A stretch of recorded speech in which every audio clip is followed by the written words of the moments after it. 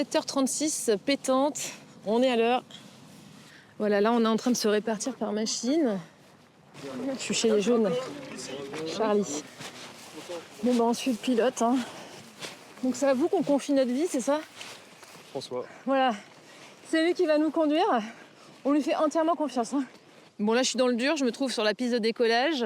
La piste de décollage des Tigres et des Caïmans, les fameux NH-90, ce sont les avions de combat de l'armée de terre.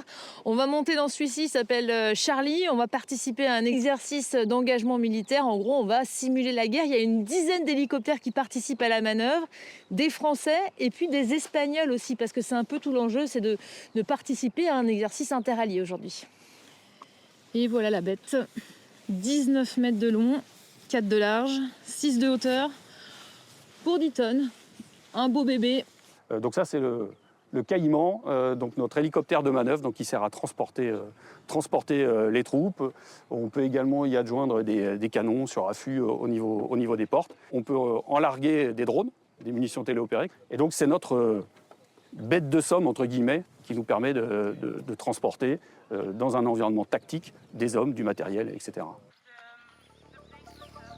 Donc je vais vous placer un par un. Une fois appelés, nous embarquons ce jour-là aux côtés de la 4e brigade d'aérocombat. Là, ils sont installés. On vient de me dire à l'instant, et c'est pas très rassurant, laissez un peu de marge sur les bretelles au cas où vous avez envie de vomir. Voilà. Bien attachés, et pour cause, l'exercice a tout d'une manœuvre qui décoiffe.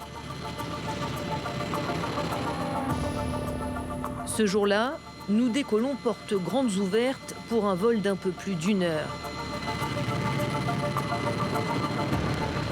La mission, identifier et repérer la cible à l'aide des drones, puis la détruire. Sur position ennemie, j'observe actuellement un serveur, un AT-15, un PVP,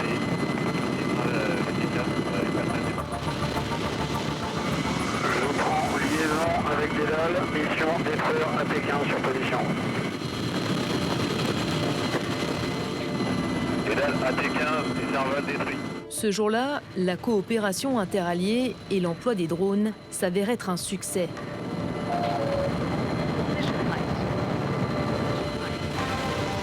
Une fois au sol, pilotes comme chefs de mission applaudissent l'emploi de cette nouvelle technologie. Aujourd'hui, en s'entraînant sur un exercice comme celui auquel on vient d'assister, c'est une façon de se préparer à un éventuel conflit ouvert avec l'Est, avec la Russie. Très clairement, on a un ennemi qui est dimensionné et qui ressemble effectivement à une menace qu'on pourrait trouver à l'Est, effectivement. Et elle est dimensionnée en ce sens. On parle beaucoup du désengagement des Américains. J'imagine que c'est dans vos têtes aujourd'hui. Alors, à mon niveau de brigade, pas vraiment, en fait. Même si, évidemment... C'est un non-sujet dans l'armée, vraiment? Le désengagement des Américains, potentiel? On se prépare à travailler au sein de l'OTAN, donc avec des procédures communes qui nous permettent d'être interopérables. Donc la question ne se pose même pas, en fait, à notre niveau. Les Américains sont nos alliés et on s'entraîne à partir au combat avec eux.